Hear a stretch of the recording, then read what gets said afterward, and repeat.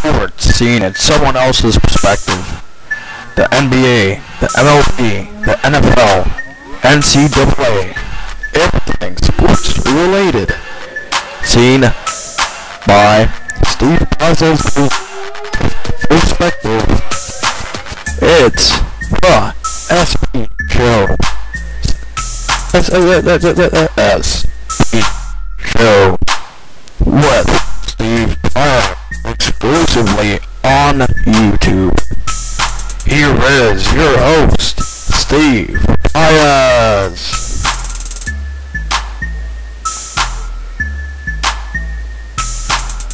Alright guys, we're back with SP Show. So, crazy things happening. NBA playoffs are being sealed, and Kentucky's the next NCAA champ. So, let's get started. Alright, so we're going to analyze Pacers' next game from last night. So, Pacers won 112-104, and on the day after Reggie Miller was selected to the Hall of Fame, Danny Granger offered up an homage to Indiana's legendary three-point shooter, scoring 14 of his 27 points, including consecutive dagger threes. Granger sparked a remarkable comeback from a 15-point deficit as the Pacers rallied to beat New York 112-104 Tuesday in Indianapolis. Indiana trailed 89-74 early in the fourth quarter, but Pacers coach Frank Vogel switched to a small lineup for one of the few times this season, and the Pacers responded with a 27-4 run to turn it around. Paul George scored 11 of his 18 in 5 minutes to help Indiana withstand a late assault by Carmelo Anthony, who scored 8 in a row. For the Knicks, as they closed 103-101, but Anthony's last two three-point tries rimmed and the Pacers pulled away. Indiana improved 32-21, moved one half game ahead of Orlando into third place in the East. New York fell to 27-27 as its lead over Milwaukee was cut to 1.5 games in the battle for the number 8 seed.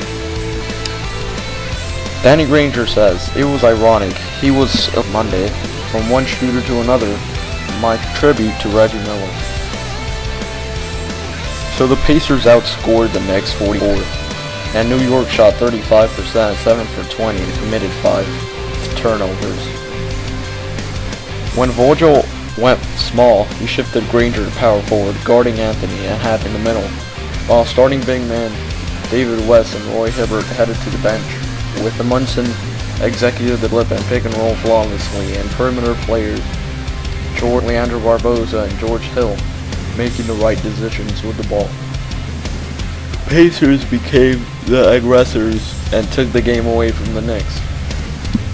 Quote number 2 says, "It was a contrast of styles. Them playing a spread power post game, we wanted to try to pound it and impart will on them, and we tried that for 3 quarters and it wasn't working. We were down big, so we made an adjustment and tried to go with our small lineup, which we don't typically do. But we have a history of playing Danny at power forward, so he's comfortable there, and man did they respond." So Granger followed up his 32-point outing in an overtime win in Houston on Saturday with another big game, making all 4 of his shots in the fourth quarter. 3 from the three-point line, adding 7 rebounds to his 27 points. Anthony had a season-high 39 points on 17 for 31 shooting and had 10 rebounds, 2 assists, and 2 steals. New York's reserves combined to shoot 9 for 25 field. Carmelo Anthony says, 40 points in the fourth is just too much. They were able to get some steals, get some rebounds, they just outworked us. Going into that fourth, we kind of got lax and they ran away with it. I think we got a little bit complacent being up 17.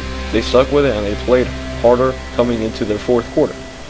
They wanted it more in that fourth. So Vogel first started thinking about going small over the weekend when associate head coach Brian Shaw pointed out that the Knicks had been using Anthony at power forward with a lineup. He toyed with the idea of starting a smaller group but opted to stick with his bigger first unit. He also waited too long to make the switch, putting the small group out to start the fourth quarter, and it proved to be the game-changing strategic ploy. Knicks guard J.R. Smith was ejected from the game with 10.4 seconds remaining for throwing Barbosa to the floor after the two locked arms while battling for rebound position. It was the second flagrant foul of the game for the Knicks as Iman Shumpert was called for undercutting West in transition. The Pacers have overcome double-digit fourth-quarter deficits 2 games in a row and 3 times in the last 2 weeks. They trailed Washington by 11 in the fourth of an 85-83 win, trailed Houston by 10 in the fourth of a 104-102 overtime win, and trailed the Knicks by 15. The Pacers wore their bright yellow uniforms for the second time this season, first at home. New York was without 2 starters, Jeremy Lin, knee, and Amari Stoudemire back, as well as reserves Jared Jeffries, knee, and Bill Walker, elbow. George Hill played without the brace he has worn since sustaining a sprained left shoulder March 6th. So for the Pacers, it's today at Washington. I think that's a win. Friday hosting Oklahoma City. That's a loss. And then Saturday hosting Boston. That's a loss. Knicks. Tomorrow at Orlando. I say loss. Sunday hosting Chicago. Loss. Tuesday at Chicago. Loss. So that's how that goes. And alright. So the game stats. Alright. So you have Pacers winning in field goal percentage, 47.7 to 45.8. 3-point percentage, 43.5. Knicks, 26.1. Pacers. Horrible. Free throw percentage, 77.4. Pacers, 72%. Knicks. Offensive rebounds, 45 Indiana, 44 Knicks.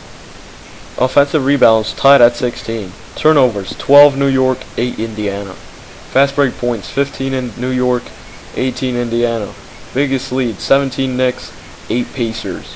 The paint, 38 New York, 54 Indiana. So, there you guys go. Those are the game stats. And New York won 2 categories. That's pretty much it. And then the Indiana Pacers won 4 categories, including less turnovers, so that counts as a win for them. So the Pacers won on paper, and they won the game. So player stats: Anthony 39 for Knicks, Granger. Rebounds: Chandler 14 New York, 8 by Paul George, Indiana. Assists: J.R. Smith 4 New York, 6 George Hill, Indiana. Steals: 2 players 2 each for Knicks, and Paul George 3 for the Pacers. Blocks: Steve Novak 2 for New York. 4 players had 1 each for Indiana. So there you guys go. The Knicks are series 2-1 to take it to the playoffs where they might meet. But the Knicks, they averaged an average of 108.5, and the Indiana Pacers averaged 96 points per game. So there you guys go. That's an analysis of the Knicks Pacers game. So, I mean, this game is mostly for playoff positioning. It is an important game for both teams, but I mean, I knew it was going to be close. They're just both inconsistent teams. You see them win once, you see them lose second time, and then they win again, then they lose. They have bad patterns. They need to start being consistent. I know Mike Woodson has been doing a good job, but they have to start winning more games. So, we're going to have a commercial 1 minute early, but when we come back, we're going to analyze the Philadelphia 76ers Miami Heat game. So that's when and then after that, we're going to analyze NBA playoffs and much more. That's when we come back in the SB Show. You know what? You gotta admit that Tim Tebow, what he wants to do is bring the Jets to the top. That's what he wants to do. He wants to make the Jets a playoff team. He wants to be a solid backup quarterback. He wants to be the best backup quarterback in the history of the National Football League.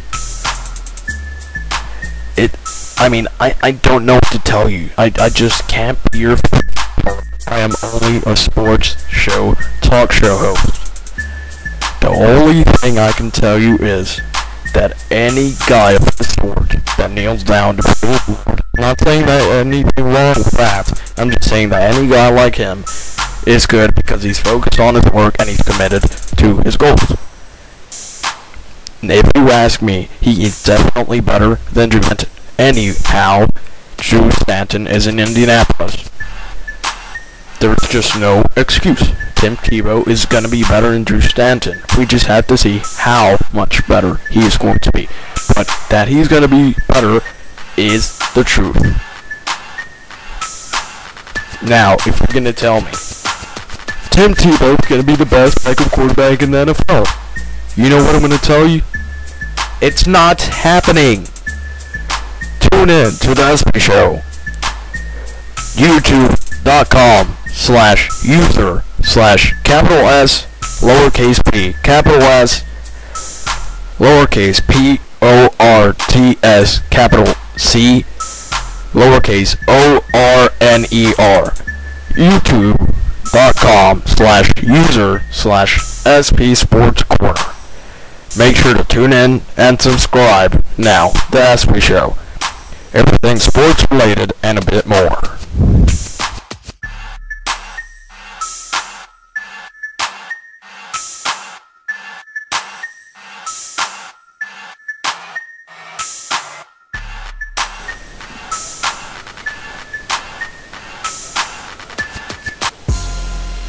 And we are back with the SP Show.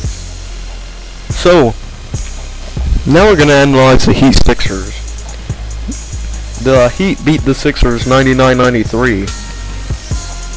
And LeBron James, he scored a season high 41 points as the Heat defeated the Sixers, Miami, to clinch a spot in the playoffs. The Heat completed a sweep of the season series against the Sixers. The win also was the Heat's 16th straight at home, improving their league best home record to 22-2. Miami played without Dwayne Wade, who sat out with a bruised left knee. It was the second time that he defeated the Sixers despite Wade being sidelined. James picked up the slack with a season high, while Mario Chalmers 19 and Chris Bosh 17 also turned aces. The Heat, who were recovering from Sunday's embarrassing loss to the Celtics, started slow before waking up in the third. Miami never looked back after starting the second half with a 9-1 run. The Sixers did pull it to within 85-81 with 4:37 left on a Spencer Hawes basket, but James scored the Heat's next 10 points to close it out. Heat coach Eric Spoelstra's half, LeBron obviously stepped up and shouldered the scoring load for us, particularly when we were struggling at the end of the possessions. He made plays at MVP, so he's already being discussed as MVP. He does deserve it. He's a great player, but we'll see what happens. Obi, you have Kevin Durant, you have Kevin Love, so let's see what happens. You have Chris. Alright, so James scored 14 of the Heat's 23 points in the fourth. The Heat trailed by as many as 5 in the first half, and 54-51 at halftime, before turning things around in the third quarter. They outscored the Sixers 25-16 and led by 10 at one point.